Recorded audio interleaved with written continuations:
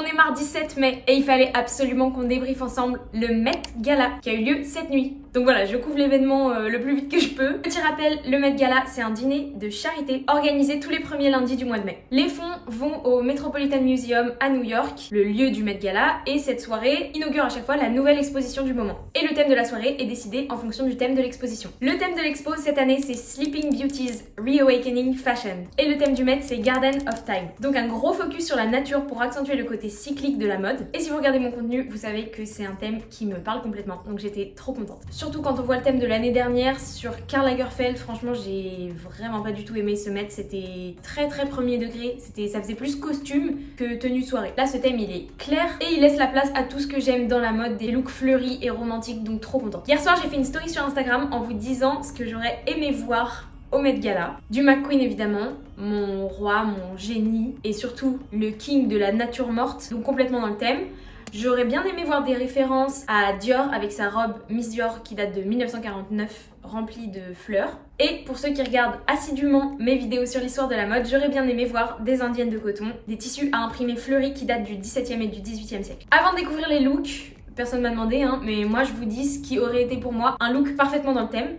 Ça aurait été une longue robe avec des fleurs brodées, avec un effet un peu fleur fanée pour le côté nature et pour le côté un peu Sleeping Beauty, genre c'est une fleur qui s'est fanée, qui a perdu de sa beauté mais qui reste belle quand même. Et j'aurais ajouté une touche de modernité avec soit des broderies, soit du métal, genre des fleurs en métal pour montrer justement la persistance de la mode dans le temps. On va découvrir ensemble s'il y a eu ce parti pris parmi les tenues de cette année. On va analyser le pire, le bof et le meilleur du Met Gala de cette année. C'est parti, on commence par le pire. Alors attention, quand je dis le pire, c'est pas que j'aime pas, c'est juste que c'est le pire parce que c'est pas du tout dans le thème. On commence par Penelope Cruz, mon homonyme avec sa robe Chanel. Tout en noir, Chanel, les rois du boring. Franchement, il n'y a rien de garden là-dedans. Très noir, très sorcière. Complètement à côté du thème fleuri et romantique. Franchement, quitte à porter du Chanel, il aurait fallu jouer sur le camélia, qui est la fleur iconique de la marque. Enfin, pour moi, c'est complètement un raté, c'est complètement à côté là. Ensuite, on a Kylie Minogue en diesel et qui s'est inspirée donc du Sleeping Beauty, qui est le titre de l'expo, certes, mais en fait, elle l'a pris au premier degré et elle a voulu jouer la carte de la Belle au bois dormant, qui est la traduction française de Sleeping Beauty. Sauf que qui lui dit que Sleeping Beauty, là, dans ce cas-là, c'est des robes juste qui ne peuvent plus être portées parce qu'elles sont trop vieilles, trop abîmées, trop fatiguées.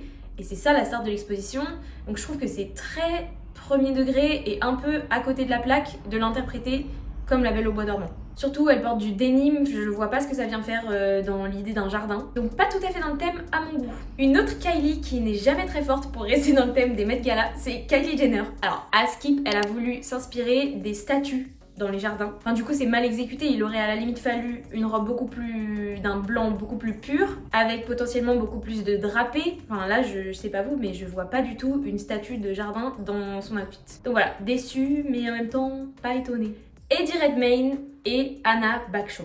Alors si le thème ça avait été la peinture, ça aurait été parfait. Sauf que le noir c'est pas du tout une couleur qui est naturellement présente dans la nature. Donc je vous épargne beaucoup de looks comme le leur que j'aurais pu mettre dans la catégorie des pires looks, qui sont certes pas moches, qui sont élégants, fun, etc. Tout ce que vous voulez, tout ce qu'on peut faire avec du noir, mais qui pour moi ne sont pas du tout dans le thème de Garden of Time. Pour finir sur les pires looks, on a Alton Mason qui est un mannequin qui est d'habitude très fashion, mais qui là s'est juste trompé d'année. Le tweed et les inspi Chanel c'était l'année dernière avec l'hommage à Karl Lagerfeld, et là je ne vois absolument rien dans le thème de la nature dans son look. Dites-moi en commentaire si je me trompe, mais là je trouve que c'est complètement à côté. Ensuite, on a la catégorie du moyen. C'est pas que c'est hors thème, c'est que c'est pas à 100% dedans, ou alors que ça mérite des explications, ou alors que c'est dans le thème mais un peu mal exécuté. Je vous explique. Déjà, Dua Lipa, je l'adore. Je suis vraiment ultra méga fan. Et donc du coup, j'avais des attentes très hautes pour elle. J'ai failli la mettre dans les pires parce que comme je vous ai dit, elle est en noir, pour moi c'est complètement hors thème. Elle vient de sortir un album qui s'appelle Radical Optimism quand même. Genre le titre, il doit être plein de couleurs, il doit le représenter. Je la mets dans les moyens parce que déjà je l'adore et surtout il y a des plumes, il y a un peu de fleurs brodées, donc ça rattrape un peu le coup et ça fait que ça rentre à peu près dans la DA de l'événement de cette année. Mais bon, en vrai je suis quand même déçue. Alors sur Lana Del Rey, j'ai énormément de trucs à dire. Je vous ai parlé d'Alexander McQueen, le roi. Là, cette tenue, c'est un hommage à un défilé iconique d'Alexander McQueen. C'était le défilé automne-hiver 2006. Tout était ultra inspiré de la nature et un peu de la décomposition de cette nature. C'était incroyable et magnifique. Là, c'est le nouveau directeur artistique de McQueen qui a voulu réinterpréter ça pour faire un hommage à cette collection. Donc vous me direz, trop bien, c'est exactement ce que t'attendais, non? Oui et non. En fait, déjà, c'est plus copier que réinterpréter, là, dans ce cas-là. Et puis surtout, si ça avait été pour faire la même chose, autant le faire au moins bien pareil ou mieux. Et là, en fait, quand on regarde l'exécution du design, désolé, mais les branchages, genre c'est des vrais branchages dans ses cheveux, beaucoup trop premier degré pour moi, alors que la version d'Alexander McQueen était beaucoup plus poétique, beaucoup plus épurée. Donc voilà, l'idée était top, mais l'exécution pas assez quali. Pareil, Kendall Jenner qui porte du Givenchy par Alexander McQueen. C'était un super move, super hommage. En plus, c'est une pièce qui avait jamais été portée, donc vraiment littéralement Sleeping Beauty comme ils l'entendent dans le sens de l'exposition. Mais je pense que j'aurais aimé quelque chose un peu plus dans le thème de la nature. Là, on retrouve vraiment aucun élément de la nature, sauf si elle joue la carte du tronc d'arbre. Mais du coup, bof. Alors, ensuite, on a Bad Bunny qui était coprésident de l'événement avec Anna Wintour, Zendaya, Chris Hemsworth et Jennifer Lopez. Il a déjà fait des bêtes de look au Met Gala, donc vraiment je m'attendais à un truc de fou. Genre j'imaginais pour lui un costume brodé de fleurs, un truc canon. Là c'est intéressant parce qu'il y a des fleurs. C'est un costume avec encore des points de bâti. Donc qui sont des points qu'on fait genre quand on est en train de construire un costume. Et le fait qu'il soit encore présent, c'est pas mal, ça fait réfléchir sur ce côté fini, pas fini. Est-ce que la mode c'est juste le produit fini ou est-ce que c'est tout le processus de création? Donc c'est intéressant. Si vraiment on fait les puristes, on peut aussi voir un clin d'œil à Alexander McQueen parce que sa collection de fin d'études, c'était une collection sur Jack l'Éventreur où en fait il a fait des costumes qui étaient un petit peu ouverts au niveau des manches avec une doublure rouge à l'intérieur pour rappeler le sang des victimes de Jack l'Éventreur. Donc là en vrai entre les jambes de Bad Bunny, si on veut choisir de lire ça, on peut lire ça. Mais je suis pas sûre que ce soit vraiment voulu par le designer. Donc voilà, pour moi c'est un peu éloigné visuellement du thème et c'est dommage. Je trouve ça dommage qu'il ait été juste tout en noir, il aurait pu faire un truc beaucoup plus lumineux et fleuri. Alors c'est marrant parce que les deux suivants, c'est les deux maisons dans lesquelles j'ai travaillé. Je suis peut-être un peu biaisée de les mettre en moyen et pas dans les pires. Mais bon, on va analyser tous ensemble. Alors Olivier Rousteing qui porte son propre visage en train de dormir. Olivier, est-ce que tu es en train de nous dire que c'est toi la Sleeping Beauty? Je sais pas, c'est un peu, peut-être un petit peu égo trip. En plus franchement il n'y a rien qui fait écho à la nature dans ce look à part peut-être le fait qu'on peut voir que le moulage c'est un peu du sable. Mais bon, c'est quand même léger. Le seul truc intéressant c'est qu'il y a ce côté un peu persistance de la nature, le fait que ça dure dans le temps avec justement ce moulage qui peut faire un peu ouais rocher, sable, etc. Donc bref, j'essaye de lui trouver des excuses mais je suis pas sûre. J'étais trop contente de voir une team de Chloé Girls avec la nouvelle DA de chez Chloé. Vraiment Chloé, ma maison de cœur. Par contre ces outfits c'était un peu le choix de la facilité. Elles ont vraiment toutes reporté des pièces du dernier défilé de la marque. Et certes le côté un peu bohème ça peut aller dans le thème nature, mais en fait elles n'ont pas porté des robes imaginées exprès pour l'événement et c'est ça que je trouve un petit peu dommage. Ensuite, on a le look 1 de Zendaya. Zendaya, donc coprésidente de l'événement, nous a sorti 2 looks hier soir. Son premier, je le mets en bof. J'explique pourquoi. Je trouve que les couleurs sont pas très nature.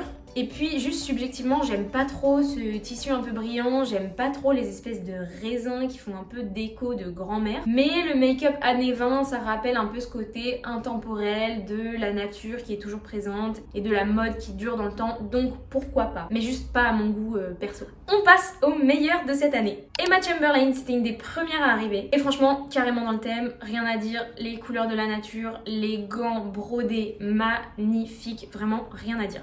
Le look 2 de Zendaya, donc comme je vous ai dit, Zendaya a fait 2 passages. Je voulais du McQueen, elle a fait comme Kendall, elle a porté du Givenchy par Alexander McQueen. Bon, l'outfit noir, je vous ai dit, j'aime pas du tout. D'ailleurs, la robe n'était pas avec le chapeau à la base dans le défilé. Donc voilà, mais le bouquet de fleurs sur la tronche, c'est excellent. C'est du McQueen tout craché, loufoque, mais magnifique quand même. C'est complètement dans le thème. Franchement, c'était vraiment le move à faire à ce Met Gala cette année.